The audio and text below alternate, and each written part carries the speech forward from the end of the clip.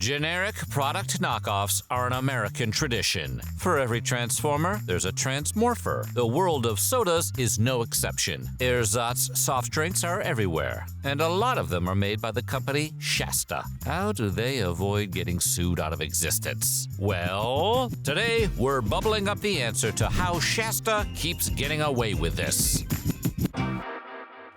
But before we get started, be sure to subscribe to the Weird History Food channel. After that, leave a comment and let us know what other beverages you would like to hear about. Okay, time for a deep dive into Shasta. Not literally. Please don't do that.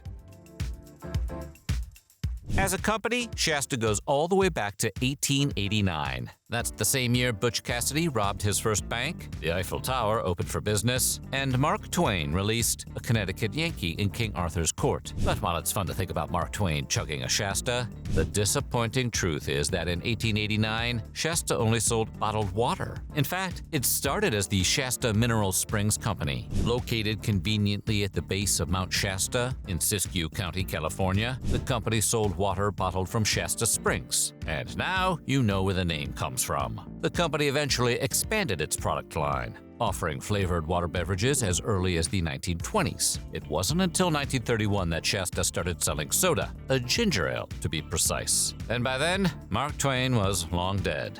And that rumor is not greatly exaggerated. But to start, people weren't really drinking Shasta like a regular soda. Shasta products, which also included things like club soda and mineral water, were thought more as mixers for cocktails. Drinking a soda before then would be like taking a swig of grenadine.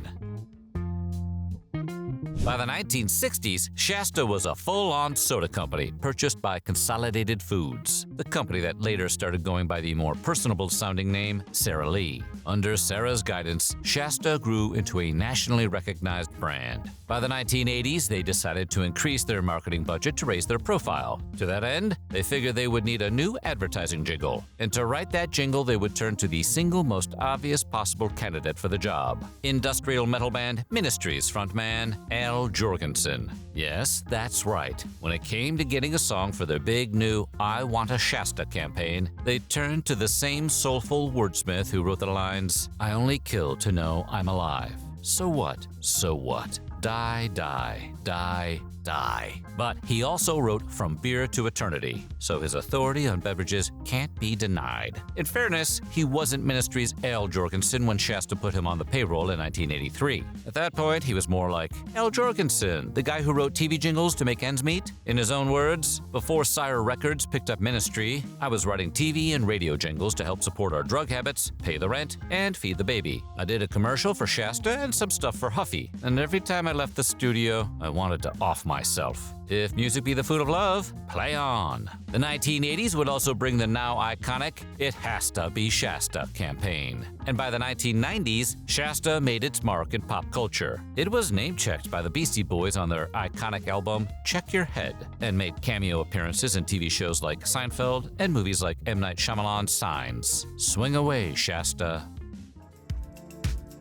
Shasta may have a copycat's reputation, but the company has lots of firsts under its aluminum belt. For example, in 1953, it became the first company to start selling soft drinks in cans, a practice that's become ubiquitous in the beverage industry. That same year, it became one of the first companies to start selling a low-calorie version of its product. And in the 1960s, it became the first soda company to make a sugar-free drink, and the first to use the now standard 12-ounce can. Then, in the 1970s, they became the first soda company to replace sugar with high-fructose corn syrup. Shasta, you magnificent so-and-sos.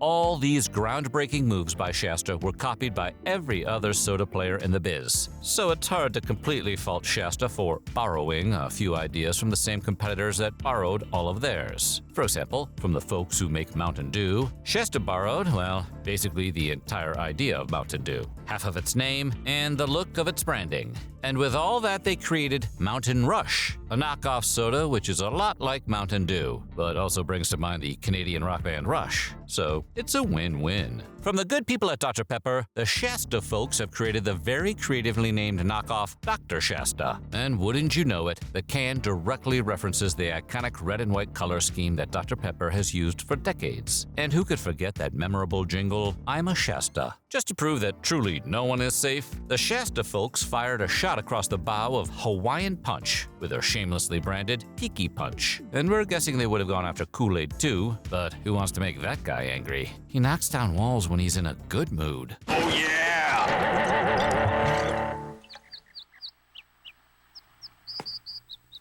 It's also hard not to notice a resemblance between Shasta's Zazz caffeine-free grapefruit soda and Squirt's caffeine-free grapefruit soda, a product that dates back to 1938. And in a more general way, it seems pretty clear the red and white color scheme of Shasta Cola was more than a little inspired by Coca-Cola's iconic colors. At some level, it seems like imitation this blatant should be against some kind of rule. But the truth is, it's nothing unique to the soft drink industry. In fact, some of the most famous and iconic brands you'll find on supermarket shelves are knockoffs. Oreo cookies, for example, debuted in stores after Hydrox, the sandwich cookie now often perceived as an Oreo knockoff. Some kids have trouble remembering my name. I don't understand why. Pop-Tarts stole the rug out from under a product called Country Squares, which were later renamed Toast 'em Pop-Ups to evoke the name of their more successful imitator. Knockoff products are even a standard part of many supermarket business models. Costco is well known for its in-house Kirkland brand that mimics more expensive brand name items for a lower price. And Trader Joe's is famous for its store brand knockoffs, including their own brand of imitation Oreos known as JoJo's. Fake Oreos. Would those be faux Rios? Whatever you choose to call them, it seems everyone has their own version.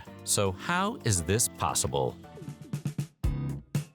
If you're going into the product cloning business, you need to be very clear on one point. Knockoff products are not the same thing as counterfeit products. Counterfeit products are when you sell goods under someone else's trademark without a license. In other words, you can't make your own Coca-Cola, put it in a can that says Coca-Cola, and sell that to people. That's counterfeiting, and it's extremely not legal. What you can do, however, is make something that tastes almost exactly the same as Coke, and then sell it as Coca-Nola. We know this because Coca-Nola is a thing that happened. In 1904, Atlanta drugstore owner Thomas Austin got tired of seeing so many of the profits of the Coca-Cola he sold go to the Coca-Cola Company, so he whipped up a knockoff and named it Coca-Nola. Austin spent heavily on advertising, and his cheap knockoff actually became one of the best-selling sodas in the marketplace for several years, and it was totally legal. In a nutshell, the reason Coca-Nola and every other knockoff food product that has followed since aren't illegal is because you can't protect a recipe under copyright or trademark law. When it comes to protecting intellectual property rights in a recipe, you can get a patent, but that patent will only last for 20 years. After that, it basically becomes public domain. Since the Coca-Cola Company has gone a little longer than 20 years, they never patented their recipe. Thus, Coca-Nola. But wait, Coca-Cola is notorious for keeping its formula secret, a trade secret to be precise. And a trade secret behaves like a patent in some ways, but its protections only apply if the holder can prove their trade secret was stolen, a surprisingly difficult thing to do.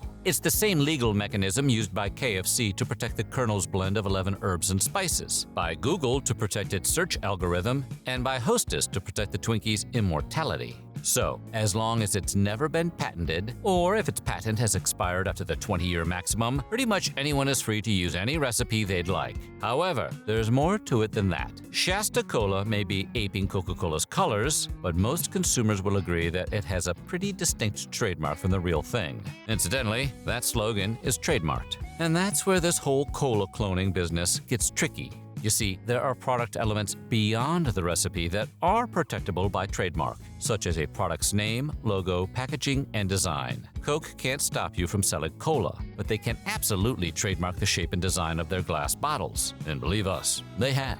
Of course, manufacturers of knockoff products generally design them to imitate the packaging as well, so consumers will be able to immediately tell what the hell Mountain Rush is. But at some point, if a knockoff knocks off too many of these trademarkable elements, it becomes a counterfeit product, designed to trick consumers rather than give them a more affordable option. And that's when the lawyers get involved.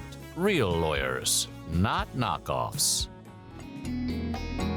So far, the court of public opinion generally agrees that Shasta has successfully managed to stay on the right side of the knockoff versus counterfeit line. They're still making all of the knockoffs we mentioned, as well as roughly 35 other varieties, including but not limited to apple, black cherry, cream soda, grape, orange pineapple, root beer, strawberry, and a suspiciously Sprite-like lemon lime soda called Twist. Of course, not every Shasta flavor has gone the distance. Discontinued flavors include chocolate, red apple, guava passion fruit, pineapple orange, and the notorious bubblegum, which was blue for some reason.